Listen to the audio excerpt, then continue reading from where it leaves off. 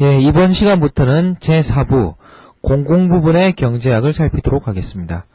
자, 그래서요, 첫 번째 이 공공부분의 경제학의 첫 번째 토픽으로서 외부과 그 다음 시간에는 공공재에 해당한 내용을 살펴보도록 하겠는데요. 이 외부 효과는 여러분들이 쉽게 생각하시면 최근 환경 문제로 대표되는 그러한 문제를 과연 시장의 틀 안에서 해결할 수 있을 것인가, 또는 시장 틀 안에서 환경 문제를 해결할 수 없다면 정부는 어떤 식으로 개입해야 할 것인가 하는 내용이 바로 이 외부 효과와 관련된 내용이라고 보시면 되겠습니다.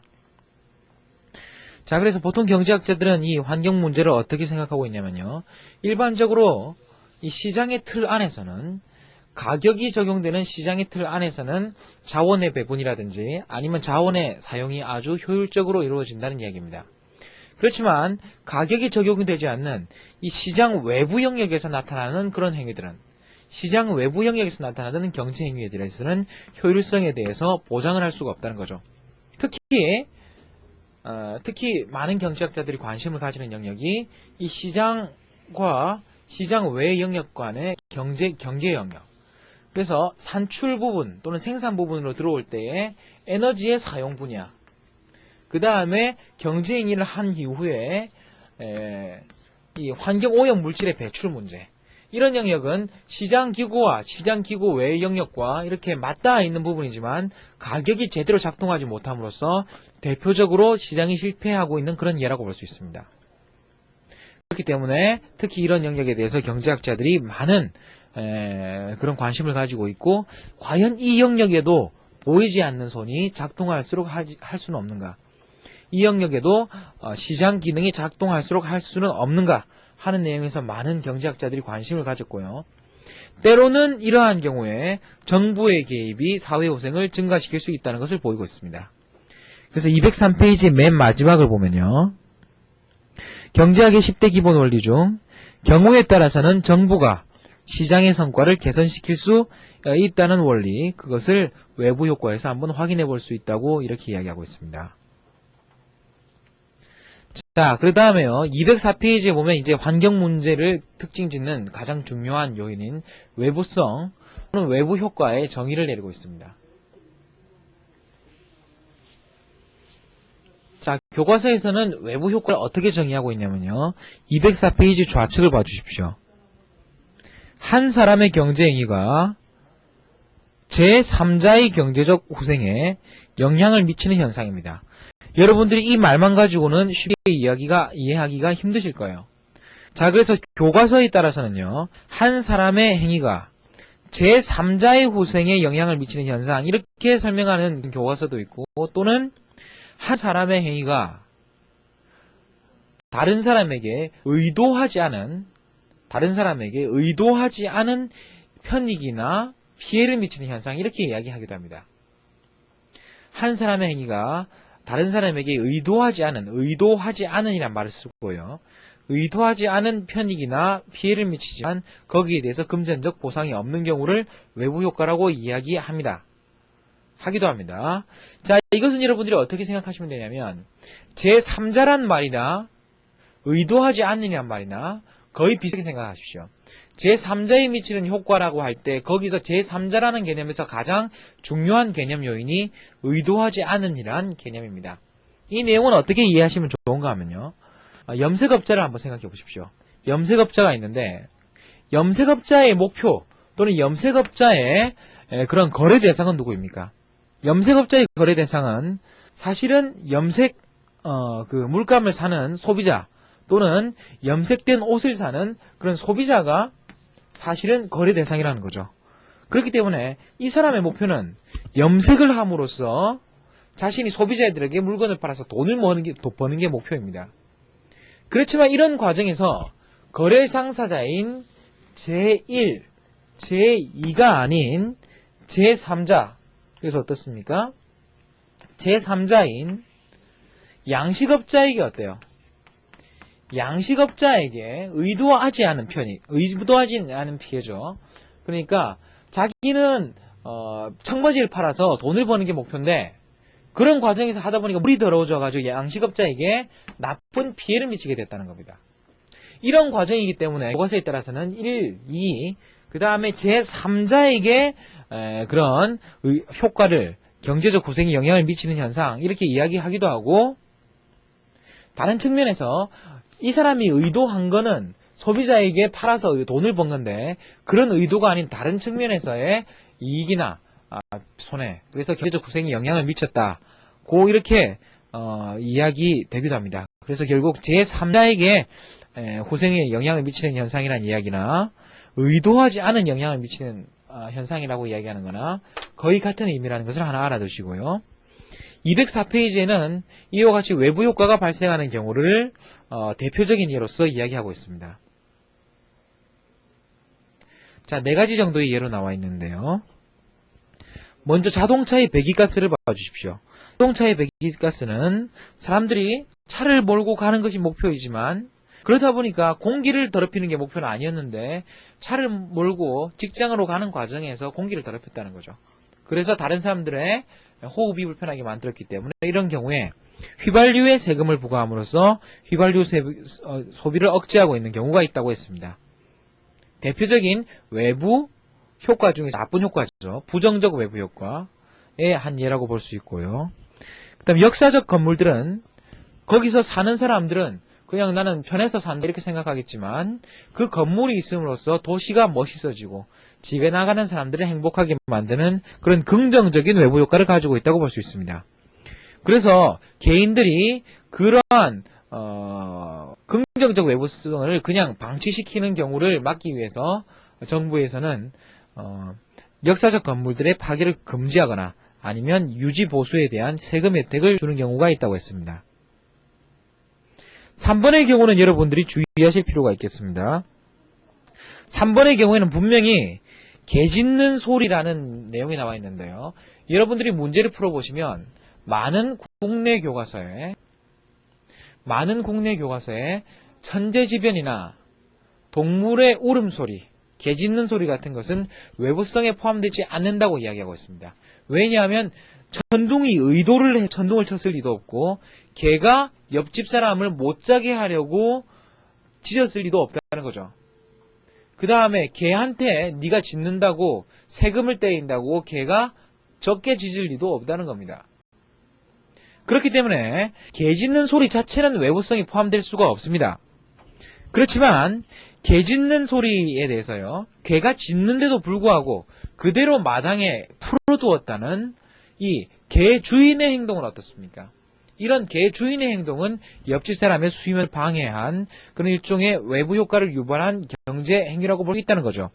세 번째 예는 그렇게 보십시오. 개 짖는 소리를 그대로 둔 이웃의 행동은 다른 사람들에게 부정적 외부성을 미치기 때문에 많은 지방정부들은 개 짖는 소리에 대한 소음 공해를 금지함으로써 이 문제를 해결할 수 있다는 그런 예를 들고 있습니다. 그 다음에 신기술의 개발 같은 것들은 새로운 지식을 창조함으로써 사회의 다른 산업에 많은 영향을 미칠 수 있기 때문에 정부가 일정 기관에 해당하는 독점권, 다른 말로 하면 특허 제도를 운영함으로써 이러한 신기술의 개발에 대해서 새로운 유인들을 주고 있음을 확인할 수 있습니다. 자, 이런 예들을 통해서요, 여러분들은 외부성이 바람직한 외부성도 있고 해로운 외부성도 있으며 이러한 외부성에 대해서 정부가 적절하게 개입한다면 사회고생을 증가시킬 수도 있을 것임을 확인할 수 있습니다. 자, 여러분은요, 이제 10-1 205페이지부터 이 외부성의 경우에 역시 후생경제학의 입장에서 어떤 평가를 할 수 있을 것인가 하는 것을 분석하고 있는데요. 205페이지 후생경제학 복습하는 내용 여러분들 그다지 중요하게 생각하실 필요 없을 것이고, 206페이지에 보면 생산에서의 부정적 외부 효과의 내용이 나와 있습니다. 생산에서의 부정적 외부 효과가 발생할 경우 어떤 경우가 발생하는 것인지를요, 잠시 한번 살펴보도록 하면요. 교과서에 나오는 그림 10-2를 보시면, 자, 수요, 그 다음에 공급이 주어졌을 때 외부성이 없다면 시장에서의 산출량은 Q 마켓일 것입니다. 그렇지만 오염의 외부 효과 비용이 존재하기 때문에 사회적인 비용, 사적인 비용보다 더 높아지고 최적 산출량은 오염이 존재하는 경우의 최적 산출량은 더 이상 Q 마켓이 아니라 Q optimum이 된다는 거죠.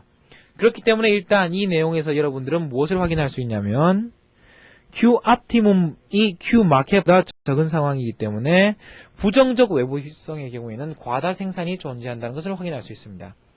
교과서에서는 이 정도를 이야기하고 있는데요. 여러분들에게 한 가지를 더 부탁드리겠습니다. 자, 여러분들은 이미요.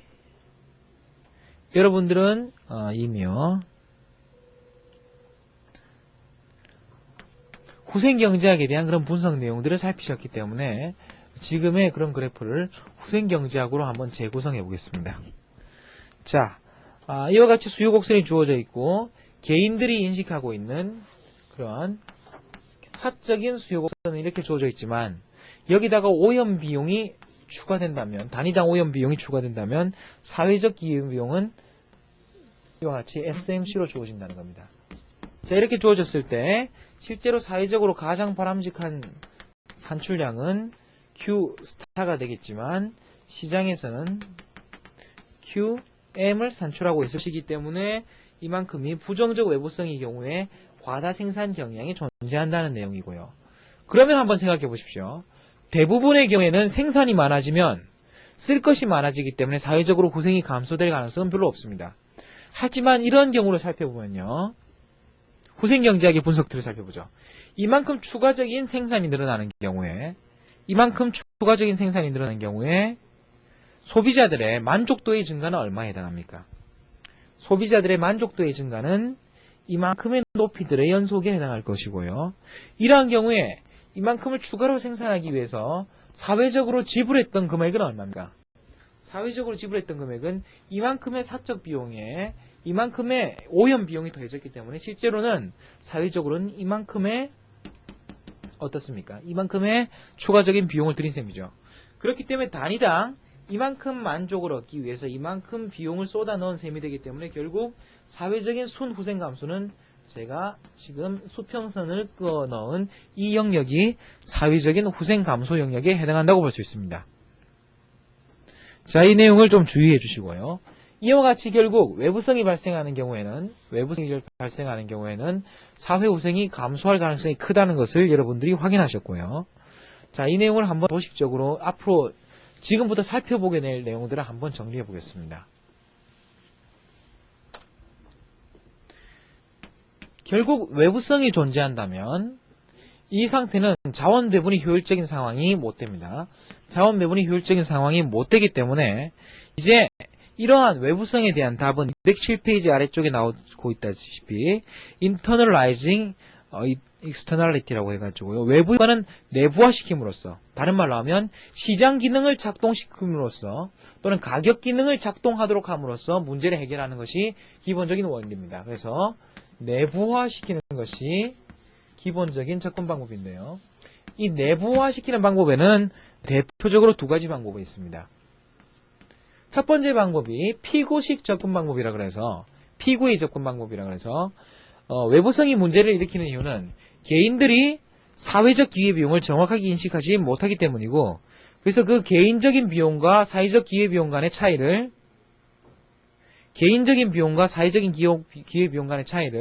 조세나 보조금으로 메워줘야 한다는 것이 피구식 접근 방법입니다.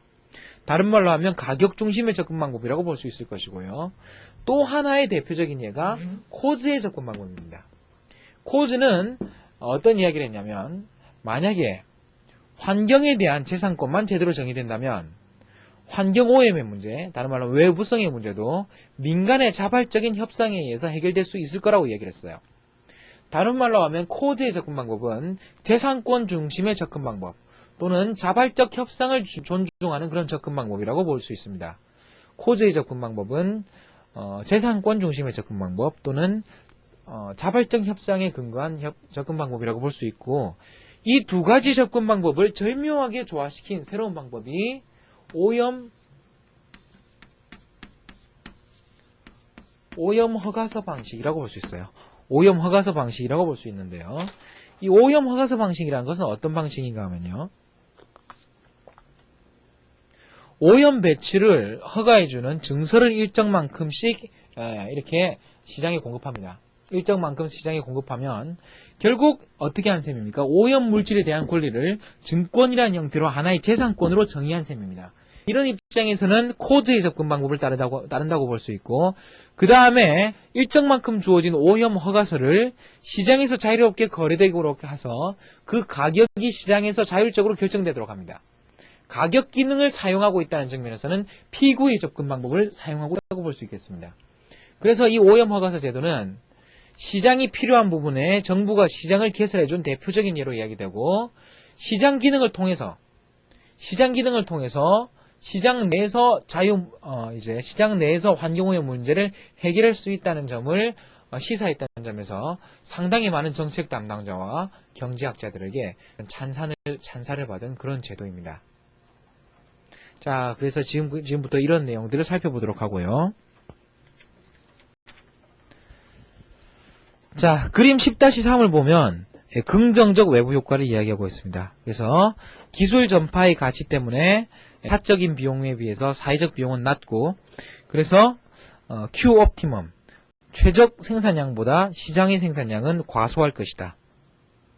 그래서 결국 부정적 외부성의 경우에는 과다 생산의 경향이 존재하고, 긍정적 외부성의 경우에는 과소 생산의 그러한 경향이 존재하는데, 이러한 과다 생산, 과소 생산을 어떤 식으로 해결할 것인가 하는 것이 바로 이 내부화의 문제라고 다시 한번 확인해 보실 수 있겠습니다.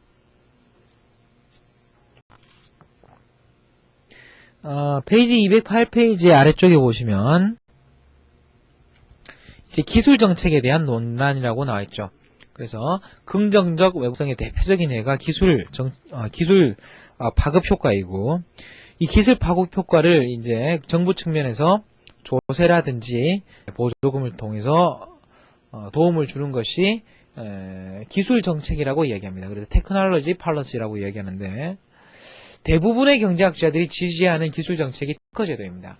그래서 이런 외부성이라는 문제에 대해서 재산권을 정의해주는 셈이죠. 재산권을 정의해줌으로써 문제를 해결해주는 것이 결국 이 특허 제도인데, 여기에 대한 반론도 만만치 않습니다.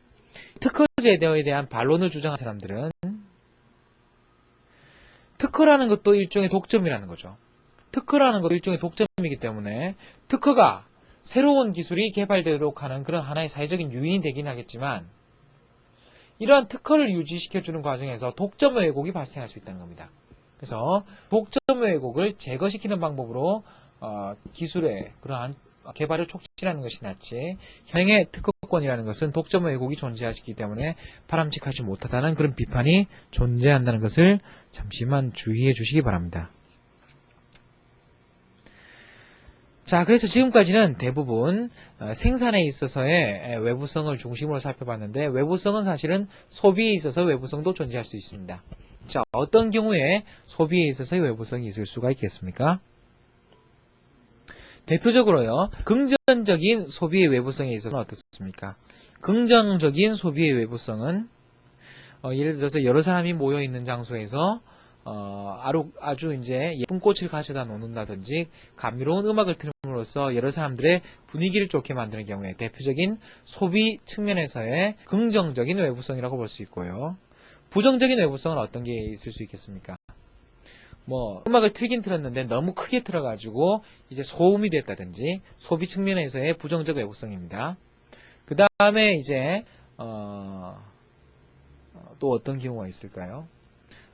여러 사람들이 모여있는 그런 공간에서 냄새가 많이 나는 그런 음식을 먹음으로써 다른 사람들의 기분을 나쁘게 했다든지, 이런 것들이 소비 측면에서의 외부성이라고 볼 수 있습니다. 자, 이런 경우에도 역시 부정적인 외부성을 가진 그런 소비의 경우에는 이제 과다 소비의 가능성이 크고, 긍정적인 그런 외부성을 가진 그런 소비에는 과소 소비가 될 가능성이 크기 때문에, 그런 경우의 대표적인 예로서 교과서에서는 술 수량, 과다 소비가 되는 술 수량과 과소 소비가 되는 교육량을 들고, 실제 정부가 어떤 정책을 시행하고 있냐면 술에 대해서는 가장 높은 조세를, 그 다음에 교육에 대해서는 많은 보조금을 주고 있는 것을 가지고 지금 소비에서의 외부성의 예를 교과서에서 설명하고 있습니다. 예, 211페이지에서는요. 211페이지에서는 이제 외부 효과에 대해서 과연 사적인 대응이 가능할 것인가, 외부 효과가 시장에 자율적으로 해결 가능할 것인가 하는 예를 들고 있는데, 일단 가능한 예를 몇 가지 들고 있습니다. 그래서 대부분 사람들이 쓰레기를 함부로 버리지 않는 것이, 쓰레기 버리는 것이 편리하긴 하지만 사람들이 그것이 옳은 일이 아니라고 이렇게 어려서부터 양심에 의해서 교육을 받아왔다는 거죠. 그래서 이제 쓰레기를 버리려고 한다면 자신이 양심을 저버려야 되는 그런 양심 비용이 존재하기 때문에 지금까지 사람들에게 외부 효과가 내부화된 경우로 볼 수 있다는 것이고, 그 다음에 자선행위. 그래서 다른 사람들에게 자선을 함으로써 자신들이 거기서부터 심리적인 이득을 얻을 때, 그런 경우에, 또는 환경사업에다가 자선을 함으로써 자신이 심리적으로 이득을 얻을 때, 그런 경우에도 또 하나의 사적 대응이라고 볼 수 있고요. 그 다음에 대표적인 예로서 많이 이야기되었던 것이 과수원과 양봉업이죠. 그래서 과수원과 양봉업의 예는, 과수원과 양봉업을 하는 사람들은 사실은 과수원에 사과가 많이 열리면 양봉업에 꿀이 많이 열릴 것이고, 이쪽에서 꿀벌을 많이 기르면 과수원에 사과가 더 잘 열릴 거라는 거예요. 그래서 서로 긍정적인 외부 효과를 주고 있지만 서로 의식을 못하고 있다면, 이쪽에서는 필요한 것보다 작은 사과나무를, 이쪽에서는 필요한 것보다 적은 꿀벌을 기를 거라는 거죠. 그래서 이와 같이 서로 외부성을 주고 있는 상황에서 두 사람이 만나서 어떻게 합니까? 내가 사과를 좀 더 심을 테니까 당신도 벌을 좀 더 기르지요. 이렇게 합의가 된다면 이것이 대표적으로 외부성이 내부화된 예라고 볼 수 있을 것이고, 때로는 만약에 과수원 주인이 돈이 많다면 양봉업을 이렇게 인수해버리는 방법도 있겠죠. 그 경우에도 만약에 과수원 주인이 양봉업까지 경험하게 된다면 양봉업이 과수원에 미치는 효과, 과수원이 양봉업에 미치는 효과를 고려하게 될 것이기 때문에 외부성이 내부화될 수 있다고 이야기를 하고 있습니다. 자, 뭐니 해도요, 사적인 대응에 의해서 자발적인 그러한 시장에서의 협상을 통해 가지고 이제 외부 효과가 해결될 수 있다고 이야기했던 대표적인 예는 212페이지에 나왔던 코즈의 정리입니다. 코즈 교수는 원래 하버드 대학교의 법대 교수인데요. 법학을 전공한 그런 교수인데, 이 코즈 정리를 통해서 외부성의 문제가 시장 내에서 또는 사적인 대응을 통해서 해결할 수 있다는 것을 보였다는 측면에서 90년대 들어와서 노벨 경제학상을 받았습니다. 그래서 경제학자가 아닌데, 경제학 교수가 아닌데 또 노벨 경제학상을 받았다 그래서 한때 화제가 되었던 바가 있습니다. 자, 이 코즈의 정리라는 것은 90년대 이후 또는 80년대 후반 이후 외부성을 설명하는 데 있어가지고 빼놓을 수 없는 그런 하나의 경우가 되었는데요. 212페이지에 나오는 코즈의 정리, 좌측 하단을 봐주십시오. 자, 중요한 내용은 이겁니다. 비용을 치르지 않고 협상을 할 수 있다면, 외부 효과를 스스로 해결할 수 있다는 정리입니다. 자, 중요한 점들은요. 비용을 치르지 않고 협상할 수 있다면 외부 효과를 스스로 해결할 수 있다는 정리. 이것이 코즈 정리의 핵심적인 내용입니다. 자, 그래서 우측을 보시면 코즈의 정리란 경우에 의해서는 시장 기능이 효과적이라는 내용입니다. 자, 코즈의 정리의 중요한 점들은 몇 가지 더 지적하겠습니다. 213페이지를 한번 봐주시면요. 가운데 첫 번째, 두 번째, 세 번째 단락을 보시면 코즈의 정리에 의하면 시장은 스스로 효율적인 결과에 도달할 수 있다는 것을 지적하고 있습니다. 코즈의 정리하면 시장은 스스로 효율적인 결과에 도달한다는 것이고, 아래쪽에서 두 번째 단락을 보시면 코즈의 정리에 의하면 법적 권리가 누구에 있는가와 무관히 시장은 효율적인 결과에 도달한다고 얘기했습니다. 이 부분 또 주의해 주십시오. 코즈의 정리에 의하면 법적인 권리가 누구에 있는지 무관히 시장은 효율적인 결과에 도달한다는 것입니다. 자, 그러면 지금까지 내용을 한번 정리해 보겠습니다. 협상 비용이 무시할 정도로 작다면, 정부가 재산권을 명확히 정의해 주는 경우에, 정부가 재산권을 명확히 정의해 주는 경우에 그 재산권이 누구에 있는지와는 관계없이 협상 비용이 무시할 정도로 적은 경우에 재산권이 명확하게 정의되기만 한다면 그 재산권이 누구에 있는지와 누구에게 귀속되는지와 관계없이 시장은 어떻습니까? 스스로 효율적인 결과에 도달할 것이라는 것이 코즈의 정의입니다. 이런 코즈의 정의를 대표적인 예를 통해 가지고 한번 설명해 보겠습니다. 예를 들어서요. 교과서에 나오는 예를 한번 보시면요.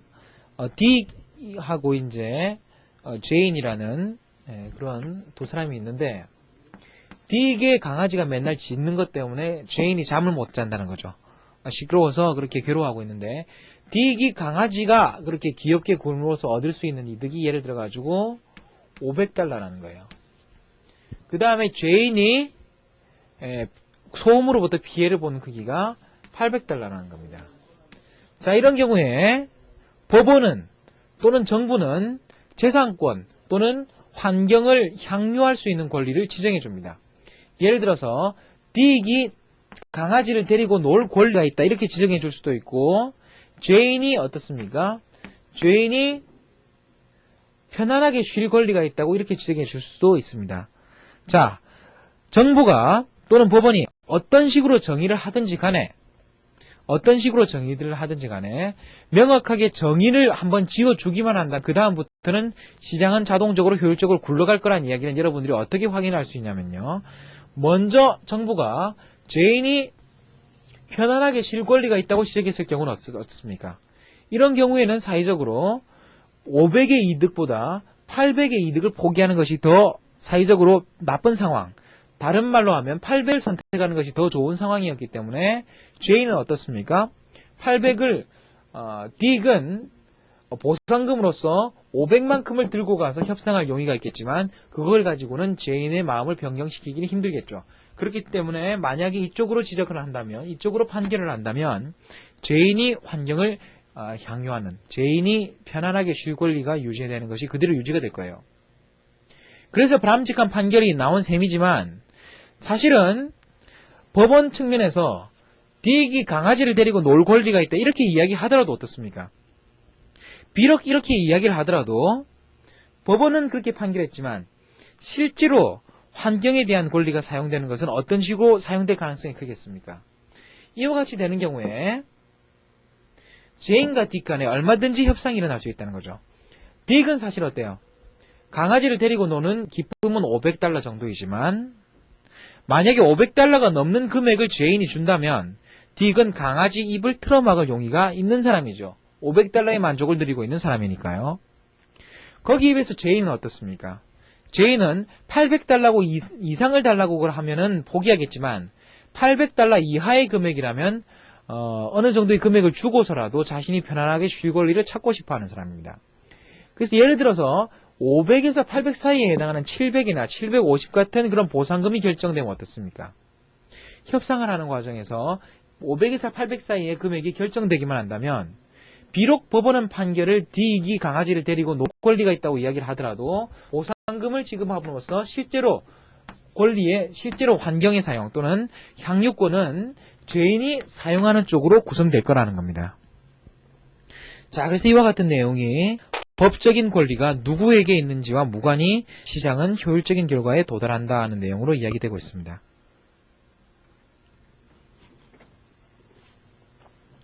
자, 214페이지를 보시면요. 사적인 대응이 항상 효과적이지 않은 경우라고 해서 이제 코즈의 정리의 한계를 이야기하고 있는데요. 여기서 코즈의 정리의 한계로서 이야기되는 것이 거래 비용이 없을 때라고 이야기했는데 거래 비용이 보통 무시하지 못할 정도로 클 경우가 많다는 겁니다. 그 다음에 대체로 보면 협상이 성공하는 경우를 예로 들고 있는데 때로는 협상이 실패할 수도 있다는 경우이고요. 협상의 당사자가 많은 경우는 어떻습니까? 비록 500, 800과 같이 지불할 용의가 있는 금액이 받아야 될 만한 금액보다 더 큰 경우라고 하더라도 사람이 많다 보면 한 사람은 600달러를 받으면 된다고 생각하고 한 사람은 650달러를 받으면 된다고 생각하고 한 사람은 800달러를 꼭 받아야 된다고 생각하기 때문에 서로 줄다리를 하는 과정에서 협상이 성공하지 못할 수가 있다는 겁니다. 자, 이런 경우는 어떻습니까? 지금까지 내용을 통해서 사적인 협상을 통해서 협상이 성공할 수 있을 경우에는 사회적인 호생이 증가하겠지만 그렇지 못한 경우에는 이제 정부가 일정한 역할을 수행할 수 있을 거라는 것을 214페이지 마지막에 정리하고 있습니다. 자, 215페이지부터는 이러한 외부 효과에 대한 정책을 정부의 입장에서 이야기하고 있습니다. 자, 그래서 첫 번째 방식이 정부의 입장에서 외부 효과를 해결할 수 있는 첫 번째 방식이 보통 이제 커맨드 앤 컨트롤이라고 부르는 직접 규제 방식입니다. 커맨드 앤 컨트롤이라고 부르는 직접 규제 방식인데요. 상당히 많은 경우에 이 경우를 사용하고 있습니다. 그래서 이러한 경우는 오염 행위 자체를 불법으로 규정하는 방법입니다. 때로는 그 자체를 불법으로 규정하는 경우보다는 300단위 이상의 오염 방출을 불법으로 규제하는 경우 이런 식으로 사용하게 합니다. 그래서 직접 규제 수단을 사용하고 이런 직접적인 정책 행정에 책임을 지고 있는 부서가 미국 환경청이라고 이제 이야기하고 있습니다. 이런 방식에 비해 가지고 직접 규제 방식은 상당히 획일적일 가능성이 커요.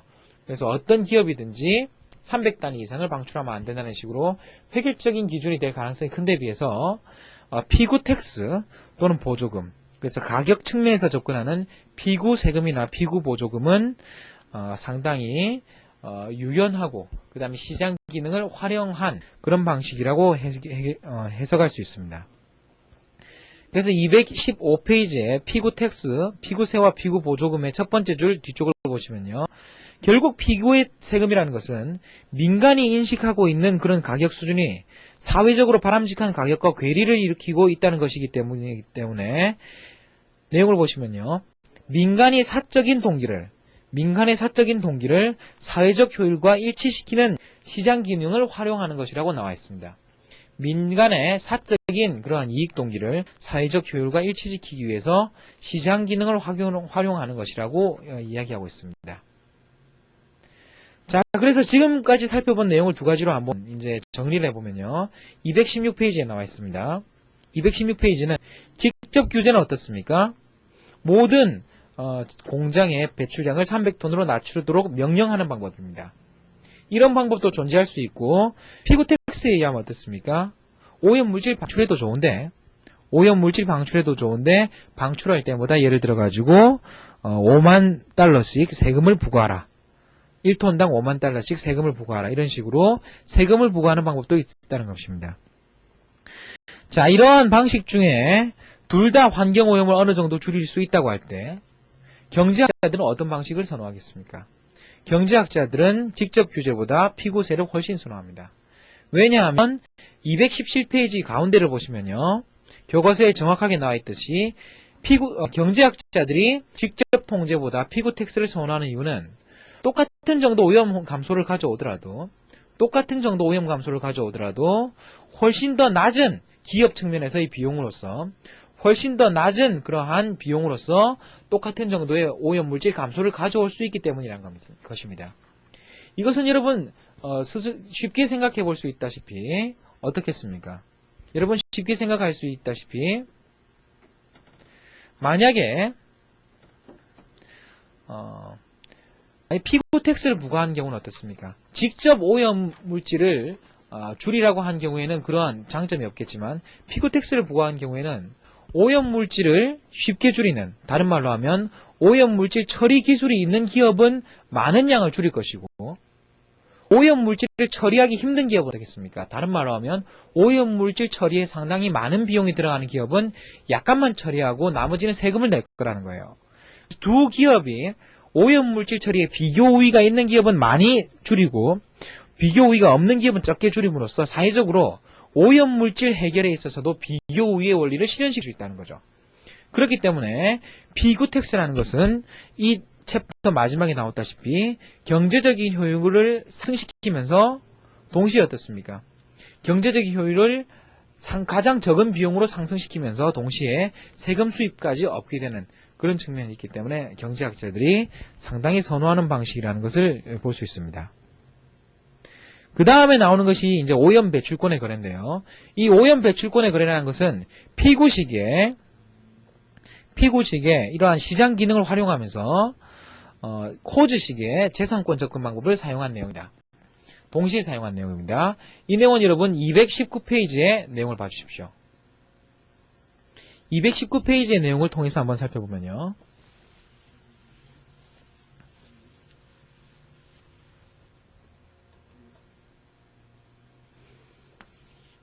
자, 지금까지 피구텍스라는 방법을 사용해보면 어떻겠습니까? 결국 오염물질 배출량이 있을 때, 오염 배출권에 대한 수요, 또는 오염 배출권에 대한 수요는 또는 다른 말로 하면 어떤 내용인가 하면 환경을 오염시키는 그런 경제행위에 대한 수요라고 볼 수 있습니다. 오염 배출권에 대한 수요 또는 환경을 오염시키는 그런 경제행위에 대한 수요라고 볼 수 있을 것이고요. 그럼 이런 경우에 피구텍스는 어떻게 하는 방법입니까? 피구텍스는 어떻게 하는 방법이냐면 적정한 오염물질 방출량이 Q스타로 주어졌다고 할 때 이 Q스타를 만들기 위해서 정부의 입장에서 결국 T스타에 해당하는 이러한 조세를 부과한 셈입니다. 이만큼의 조세를 부과함으로써 이만큼의 적정 방출량을 유지시켜주는 방식이 결국 피구텍스의 방식이고요. 이런 가격을 통해 직접 적금하는 방법이 이제 피구텍스였던 것에 비해서 배출거래제도는요. 오염 배출권 거래 방식은 어떤 방식인가 하면 자, 오염 배출권에 대한 수요 또는 환경 오염이라는 경제 행위에 대한 수요가 있을 때 적정한 그러한 방출량이 이 수준이라고 생각되면 그냥 이만큼을 증권을 만들어 가지고 시장에다가 이만큼을 풀어 놓는 거예요. 증권을 만들어 가지고 증권을 만들어서 이만큼을 시장에서 풀어 놓는다면 결국 이 증권을 풀어 놓은 만큼의 수량은 뭐가 되겠습니까? 환경오염을 할 수 있는 그런 일종의 공급이 될 수 있겠죠. 그렇다면 시장의 가격은 공급과 수요가 만나는 이런 상황에서 증권 가격이 결정될 것인데 이 증권 가격은 제가 그래프를 조금 삐뚤어지게 그리긴 했지만 결국 어떻게 했습니까? 결국 증권 가격이라는 것은 최적 방출 수준에서의 그러한 사회적인 평가치에 해당하기 때문에 여기서의 수요 곡선의 높이에 해당하기 때문에 피구텍스의 크기나 결국 오염물질 거래 그래서 오염물질에 대한 그런 배출권의 가격이나 어때요? 거의 이 T스타의 값이나 이 PS의 값이나 거의 같아질 것이라는 것을 예측할 수 있습니다. 그래서 결국 둘 다 시장 기능을 사용하는 다른 예로서 피구텍스는 가격을 통해서 바람직한 방출량을 결정해라고 했던 것이고 배출 허가제 또는 오염 허가제는 바로 적정한 방출량만큼을 증권으로서 공급함으로써 가격이 간접적으로 결정되도록 하는 이런 방식이라고 볼 수 있습니다. 그래서 219페이지에서도 결국 오염물질 발행 방식이라는 것과 피구세는 상당히 다른 방법처럼 보이지만 많은 공통점을 가지고 있다 하는 내용을 이야기하고 있습니다.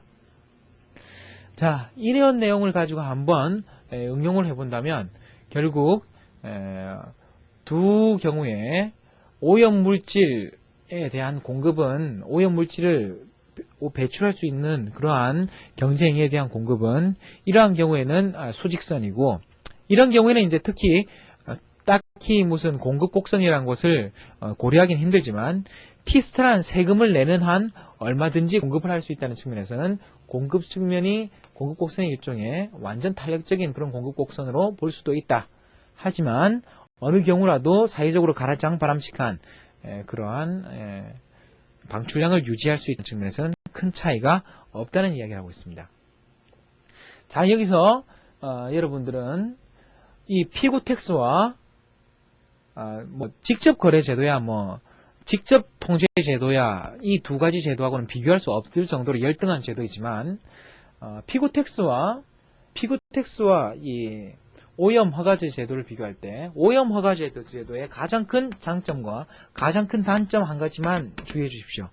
가장 큰 단점을 먼저 살펴본다면 오염물질 허가제 또는 배출 허가제는 어떻게 사용될 수 있냐면요. 배출 허가제는 만약에 배출 허가제에 있어 가지고 배출 허가 권리를 독점해 버리면 어떻습니까?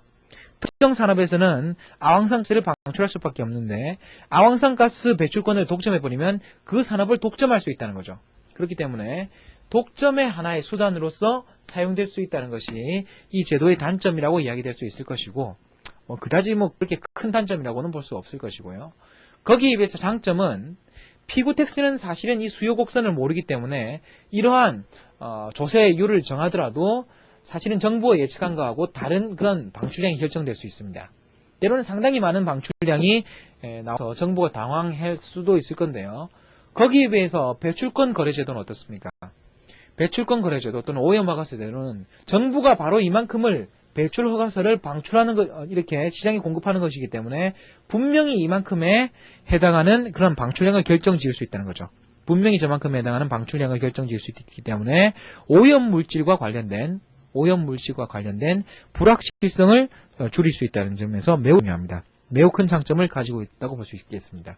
그래서 불확실성이 적다는 점이 이 오염 허가서 제도의 가장 큰 장점 중에 하나라고 볼 수 있겠습니다. 자, 그래서 피고 접근 방식 또는 오염 허가서 방식은 대표적인 오염에 대한 경제학적 분석이라고 이렇게 볼 수 있는데 일반인들의 그러한 인식 또는 정치가들의 인식은 이와는 조금 다를 수 있습니다. 그래서 머스키라는 그러한 상원의원은 돈 받고 환경을 파괴하는 행위는 허용해서는 안 된다. 일단 사회학자들 중에서도 이제 피고세를 받는다는 것이 무엇이냐? 이거는 오염 행위에 대해서 면죄부를 부과하는 것인데 이러한 것들은 인정될 수 없다. 윤리적으로도 인정될 수 있다. 이렇게 없다. 이렇게 이야기하고 있지만 단호하게 이야기하고 있습니다. 맨큐 교수는 단호하게 경제학자들은 이러한 주장에 전혀 동의하지 않는다. 전혀 동의하지 않는다고 단호하게 이야기하고 있고요. 환경이라는 것도 사실은 하나의 재화. 특히 환경이라는 것도 하나의 사치제이기 때문에 가격이라는 것이 적용되는 것이 당연한 것이고 오히려 어떻습니까? 피고세나 오염허가세, 오염 배출권 제도와 같이 환경 보호에 대한 경제적인 접근은 환경을 보호하는 가장 효율적인 방법일 뿐만 아니라 환경을 보호할 수 있는 가장 효율적인 방법일 뿐만 아니라 국민들에 대한 그러한 환경 보호에 대한 수요를 증가시키는 그런 좋은 방법임을 이야기하고 있습니다. 자, 그래서 마지막으로 결론적으로 말씀드리면요. 결국 피고텍스라든지 오염허가서 제도라는 것은 시장에서의 보이지 않는 손이 제대로 작동하지 못할 때 이러한 손을 제대로 작동할 수 있도록 그렇게 도와주는 하나의 그런 정부의 보조적인 수단이라고 볼 수 있고 때로는 이러한 정부의 보조가 없더라도 코즈의 정리와 같이 민간의 자발적인 협상을 통해 가지고 효율적인 그런 공급이 가능할 수도 효율적인 자원 배분이 가능할 수도 있다는 내용들을 여러분 지금까지 살펴보셨습니다. 여기까지 해서 외부 효과 정리하도록 하고요. 다음 시간은 공공재와 공유 자원에 대한 내용을 살펴보도록 하겠습니다.